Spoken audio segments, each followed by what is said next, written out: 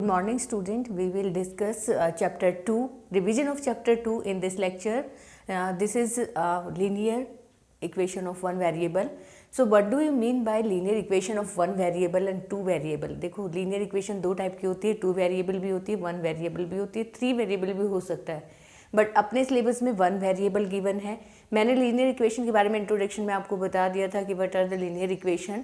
Hair is given linear equation, the degree is one, जिसकी degree one होती है उसको लीनियर इक्वेशन कहते हैं.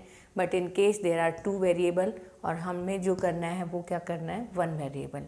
सो how to solve one variable equation. देखो वेरी सिंपल रूल मैंने आपको बताए थे. कोई भी चीज़ अगर लेफ्ट हैंड साइड में दो साइड इक्वल टू होंगी, आपकी ये लेफ्ट हैंड साइड होती है और ये क्या होती है आपकी राइट हैंड साइड. जब भी कोई रूल ये क्रॉस करके आएगा इसको, तो जो अगर पॉजिटिव है तो वो नेगेटिव में चेंज हो जाएगा, नेगेटिव है वो पॉजिटिव में चेंज हो जाएगा. Multiplication change into division and division change into multiplication. तो ये तो सिंपल रूल था जो चेंज हुआ था, उसी रूल को फॉलो करना है. उसी में मिस्टेक्स हो रही हैं. अभी मैंने आपको टेस्ट दिया था, टेस्ट में मोस्टली बच्चों को मल्टीप्लिकेशन में प्रॉब्लम हो रही है. So we will revise the how to multiply, how to change left to right, right to left. Now first question I will take this one is very simple question. देखो statements हम तो बाद में करेंगे, first we know how to solve the equation. जब आपको equation solve करनी नहीं आएंगी, सबसे इजी पार्ट तो इस चैप्टर का वही है. फिर इक्वेशन बनाना है देन सोल्व करना तो और डिफ़िकल्ट हो जाएगा. सो फर्स्ट रूल्स को प्रॉपरली ध्यान रखो कि आप क्या कर रहे हो. Then first question is given. देखो फर्स्ट स्टेप टू देखो, 2y is given and here y is given. आपको वेरिएबल की वैल्यू निकालनी है तो उसको एक साथ लेके आओ. ये यहाँ पे 2y है, आप इसको नहीं लेके आओ. ये -y है, इस -y को यहाँ जम करवा दो. अगर -y को यहाँ लाओगे देन ये प्लस होगा, ये एज इट इज़ रहेगा. आपने 2y एज इट इज़ लिया, -y को आप यहाँ ला रहे हो तो ये +y हो गया. Here is given 26/3. Don't change the sign of this number, क्योंकि आप इसको चेंज नहीं कर रहे हो. आप किसको ला रहे हो, 5/3 को चेंज करके यहाँ ला रहे हो, लेफ्ट हैंड साइड से राइट हैंड साइड. तो ये 5/3 प्लस 5/3 है, उधर जाके क्या हो जाएगा -5/3. जब आप वेरिएबल की वैल्यू फाइंड करना है तो हमारा मेन मोटो क्या है कि एक तरफ सिर्फ वेरिएबल हो एंड सेकेंड साइड जितनी भी कांस्टेंट टर्म है वो हो. तो हमने वैसा ही किया, एक तरफ वेरिएबल किया, दूसरी तरफ अपनी कांस्टेंट टर्म. देन आपको 2y + y गिवन है, लाइक टर्म्स हैं ऐड हो जाएंगी. 2y + y कितना हो जाएगा आपका 3y. अब सिंपल सा क्वेश्चन है, 7th क्लास में बहुत क्वेश्चन किए हैं कि how to solve this fraction. देखो क्या आएगा, what is the LCM of 3 and 3. 3 नीचे वाले से डिवाइड करते हैं, डिनोमिनेटर को डिवाइड करते हैं और उसी नंबर से न्यूमरेटर को, जो क्वोशंट आता है क्वोशंट को न्यूमरेटर से मल्टीप्लाई करते हैं. देखो फर्स्ट रूल देख लो, इसमें भी प्रॉब्लम है बच्चों को. 3 को 3 से डिवाइड करते हुए तो आपका 1 आता है और जो क्वोशंट आता है उसको किसके साथ मल्टीप्लाई करना होता है, न्यूमरेटर के साथ. तो इस केस में यहाँ मल्टीप्लिकेशन है. तो 3 को 3 से डिवाइड किया, 1 आया और 1 को 26 से मल्टीप्लाई किया तो 26 1 जा 26. देन अगेन 3 को 3 से डिवाइड किया, 1 आया और 1 को 5 से मल्टीप्लाई किया. देखो यहाँ डायरेक्ट भी कर सकते थे क्योंकि डिनोमिनेटर सेम है, बट मुझे रूल अगेन बताना था एलसीएम का. Follow the rule of LCM, how to take LCM and how to solve the fraction. Fraction को कैसे सोल्व करना है, एलसीएम कैसे लेना है. So that's why I am telling. वैसे डायरेक्टली आप इसको लिख सकते थे क्योंकि डिनोमिनेटर सेम है. 3 एज इट इज़ 26 - 5 सिंपल हो जाता है 21/3. बट आपको ये प्रोसेस फॉलो करना है.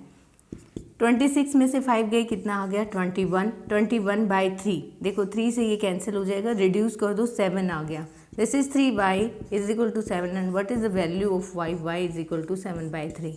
तो this is very simple question. You can easily find the value of y following the rule of solving equation.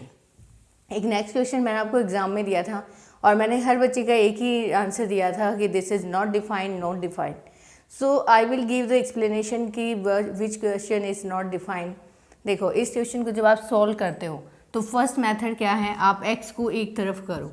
Here is given x, ये भी है आपका -8x/3. आपने सिर्फ एक टर्म को चेंज किया है, ये माइनस राइट साइड था और आप इसको कहाँ लेके आए हो, कहाँ लेके आए हो, लेफ्ट साइड. तो ये -5x/3 है, इधर आएगा तो +5x/3 हो जाएगा. आपने इसको चेंज किया है, इन दोनों को चेंज नहीं किया है. व्हाट इज रिमेनिंग, यहाँ पे क्या गिवन है 17/6 है और यहाँ +7 है. आप इसको लेफ्ट साइड से राइट साइड लेके गए हो तो ये क्या हो जाएगा -7/1। अगर आप प्रॉपरली ऐसे करते तो मिस्टेक होती ही नहीं, तो यहाँ कन्फ्यूजन होगा ही नहीं। पहले हम इस साइड को सॉल्व करेंगे, देन इस साइड को सॉल्व करेंगे। तो आप लेफ्ट हैंड साइड को सॉल्व करते हो तो यहाँ पे क्या गिवन है, what is the LCM? LCM is 3। Process same रहेगा, नीचे जो डिनोमिनेटर होता है उससे डिवाइड करेंगे, जो क्वोशंट आएगा उसको न्यूमरेटर से मल्टीप्लाई। तो बच्चे 3 को 1 से डिवाइड करोगे 3 आएगा, और 3 को x से मल्टीप्लाई करेंगे 3x। 3 को 3 से डिवाइड करेंगे 1 आएगा, और -8x के साथ मल्टीप्लाई किया तो -8x, और ये आया आपका 5x। सिंपली हो गया। यहाँ पे जो एलसीएम था वो 6 था, ये 17 है, और क्योंकि 6 को 6 से डिवाइड करोगे 1, और 1 को 17 से मल्टीप्लाई करोगे तो 17। अब 6 को 1 से डिवाइड किया 6, और 6 को 7 से किया तो 42। अब आप देखो इसको सिंप्लीफाई करो, 3x + 5x it means 8x। 8x - 8x, और इसको सिंप्लीफाई करोगे तो आपका आएगा 25। अब देखो मुझे सॉल्व करने की ही नीड नहीं है, यहाँ पे जो x टर्म है, देखो x ये कैंसिल हो गया और 0 आ गया। इन केस किसी इक्वेशन में x ही कैंसिल हो जाए तो आप फाइंड किसको कर रहे हो? सॉल्विंग इक्वेशन का मतलब है आपको x की वैल्यू फाइंड करनी चाहिए, चाहे वो x की वैल्यू 0 ही क्यों ना आए। But in this case x is not here, यहाँ x ही नहीं है, तो फाइंड किसको करोगे? तो इस केस में आपकी नॉट डिफाइंड हो जाती है, इक्वेशन इज नॉट डिफाइंड। तो ऐसे केस में आपको ऐसे लिखना है, जब आपका x ही नहीं है तो वो नॉट डिफाइंड होता है। हालांकि यहाँ पे 2 था और बाय मिस्टेक टेस्ट में यहाँ पे 3 चला गया, बट आपको सॉल्व प्रॉपरली करना था। ऐसा नहीं है कि आप यहाँ दोबारा 2 करके देन सॉल्व करो। हर चीज़ का सॉल्यूशन है, आप इस इक्वेशन का ऐसे भी सॉल्व करके नॉट डिफाइंड लिख सकते थे। एक बच्चे ने किया ऐसा, हालांकि उसने नॉट डिफाइंड नहीं लिखा बट उसने प्रॉपरली ऐसे ही सॉल्व किया, तो उसको मार्क्स मिलेंगे, क्योंकि आप गलती नहीं कर सकते। भाई क्वेश्चन में अगर x की वैल्यू नहीं निकल रही है तो आप वहाँ 2 पुट कर दो, 1 पुट कर दो, जो क्वेश्चन में किया है वही फाइंड करना होता है। नेक्स्ट है, देखो ये तो हो गए आपकी इक्वेशन। तो मुझे नहीं लगता आप इक्वेशन में कहीं गलती करोगे, हाउ टू सोल्व इक्वेशन, अगर आपने प्रॉपरली रूल फॉलो किए हैं। Next come to the statement sum. मैं 3 स्टेटमेंट सम करवा रही हूँ, please do it properly. In this statement sum given that the sum of 2 digit number is 9। देखो यहाँ पे 2 डिजिट्स हैं, digits of 2 digit number is 9। पहली लाइन क्लियर कर लेते हैं। सम ऑफ 2 डिजिट्स, आपको पता है जो 2 डिजिट नंबर होते हैं वो starting from 10 and up to 99।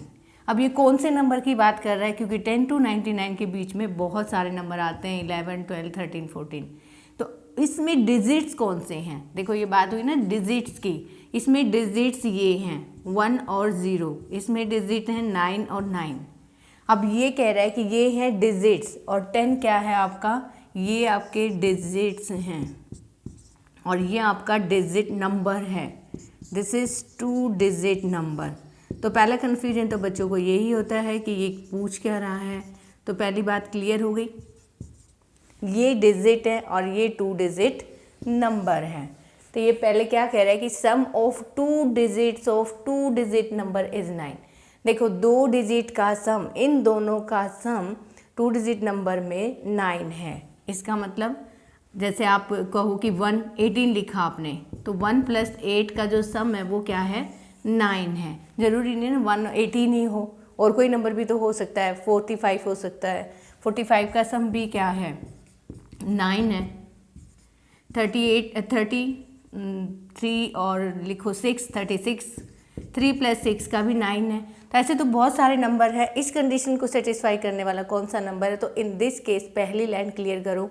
मैं यहाँ पे 2 डिजिट ले रही हूँ x और y, आपको एक में ही चेंज करना है। वो कैसे चेंज करेंगे? बहुत ही सिंपल है, लेट 2 डिजिट, अगर आपने 2 नहीं माने तो प्रॉब्लम आ जाएगी। लेट 2 डिजिट, एक में हम बाद में चेंज कर लेंगे।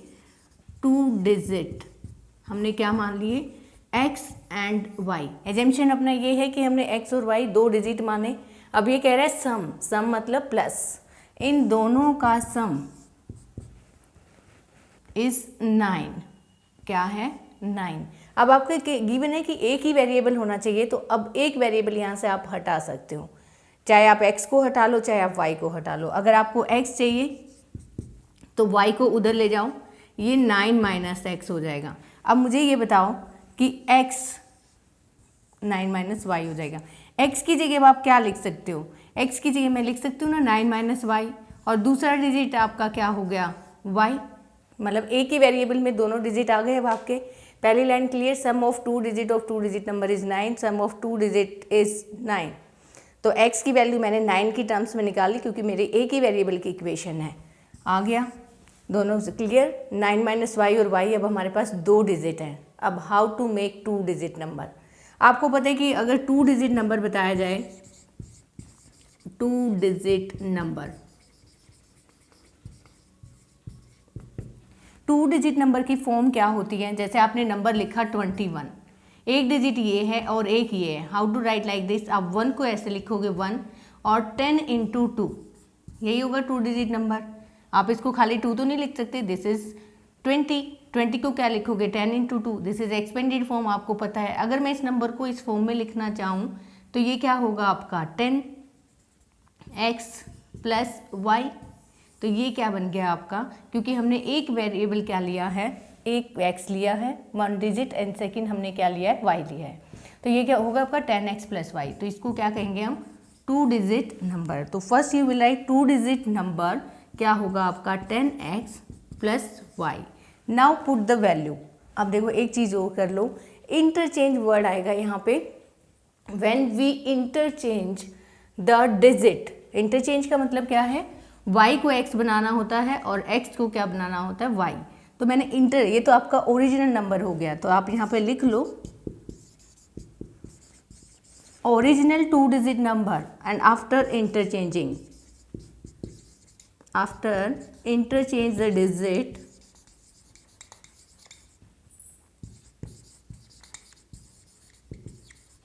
आफ्टर इंटरचेंज द डिजिट ये क्या बन जाएगा आपका, x की जगह y हो जाएगा और y की जगह x। अब आपके पास दोनों नंबर हैं, ओरिजिनल नंबर भी है और इंटरचेंज किया हुआ नंबर भी है। अब देखो ओरिजिनल नंबर में आप x की वैल्यू पुट कर लो, क्योंकि x की वैल्यू क्या है आपकी 9 माइनस वाई, तो प्लस y, इसको सॉल्व कर रहे हैं, दिस इज 90 माइनस 10y, देखो plus plus plus plus minus minus 10 into Y 10y plus y, तो ये हो गया आपका 90 माइनस 9y।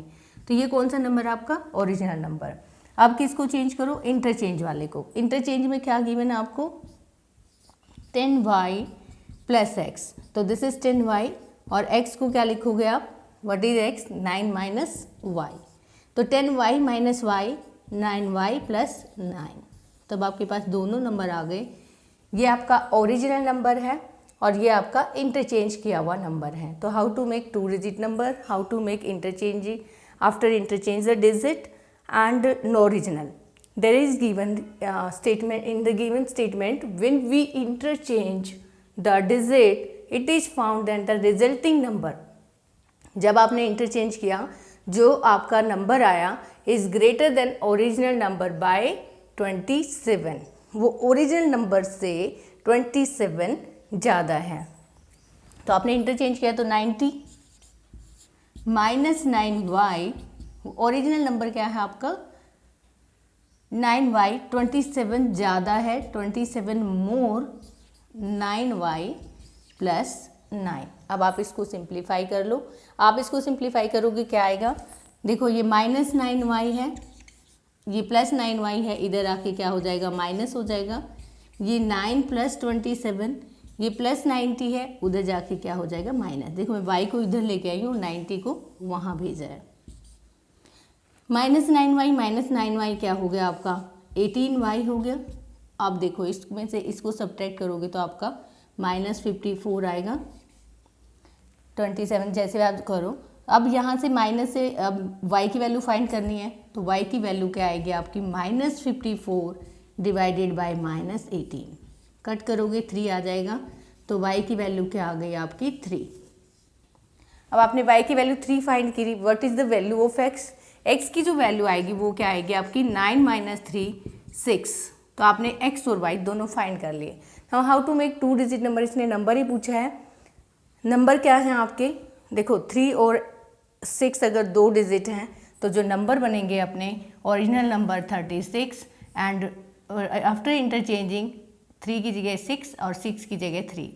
तो डायरेक्टली तो आपको ऐसे लिखना है, बट आपने नंबर जो मानने हैं वो क्या मानने हैं, 10y + x। अगर y की वैल्यू क्या निकाली थी 3, तो 10 × 3 + 6, तो ये हो जाएगा 36। अगर y की जगह x लें तो ये हो जाएगा आपका 6 + 3 63। तो these are the number you have easily find with the help of given explanation. Now last question of this chapter.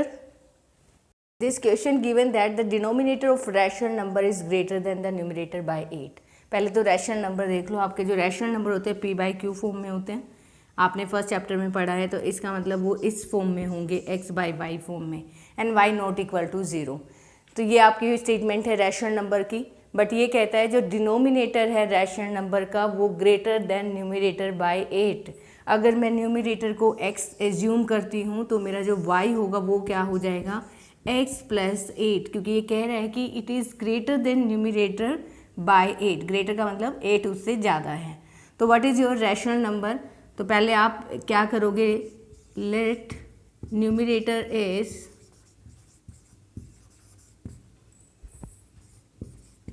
x and आपका जो डिनोमिनेटर है वो हो जाएगा x + 8। देन रैशनल नंबर आपका हो गया x + 8। Clear, first line. फिर ये कहते हैं if the number is increased, numerator bye, if the number is increased by 8, sorry this is not number, this is numerator.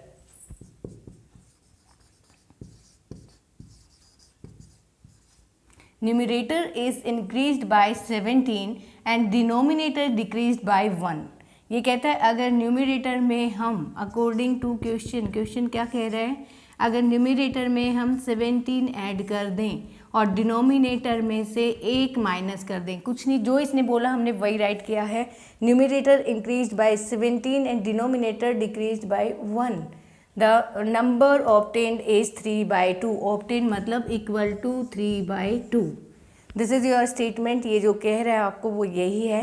तो x + 17 प्लस के 8 minus का 1, तो x + 7 एंड 3/2। जब इस टाइप की इक्वेशन बने तो उसमें हम यूज़ करते हैं cross multiplication. Cross multiplication means इस न्यूमरेटर को इसके डिनोमिनेटर के साथ, इसके डिनोमिनेटर को न्यूमरेटर के साथ मल्टीप्लाई करना है। तो पहले आप देखो, इसको इसके साथ मल्टीप्लाई करोगे, 3 को किसके साथ मल्टीप्लाई किया मैंने, x + 7 के साथ, और 2 को मल्टीप्लाई किया x + 17 के साथ। अब मल्टीप्लाई करो, दिस इज 3x + 21 और ये हो गया आपका 2x + 34। दोनों के साथ मल्टीप्लाई करना है। दिस इज 3x, ये प्लस 2x है, इधर आके क्या हो जाएगा -2x, ये 34 है, ये +21 है, उधर आके -21। You can easily find the value of x। 3x - 2x x हो गया, 34 में से 21 जाएंगे, आपका 13 आएगा। तो x की वैल्यू आपकी 13 होगी। आपको दोनों फाइंड करने हैं, नंबर फाइंड करना है। नंबर के लिए हमें न्यूमरेटर भी चाहिए और डिनोमिनेटर भी चाहिए। इस केस में हमारा जो न्यूमरेटर है वो x था, x की वैल्यू 13 है, और डिनोमिनेटर अपना x + 8 था, तो ये 13 + 8 हो गया 21। तो जो न्यूमरेटर है वो 21 है और डिनोमिनेटर आपका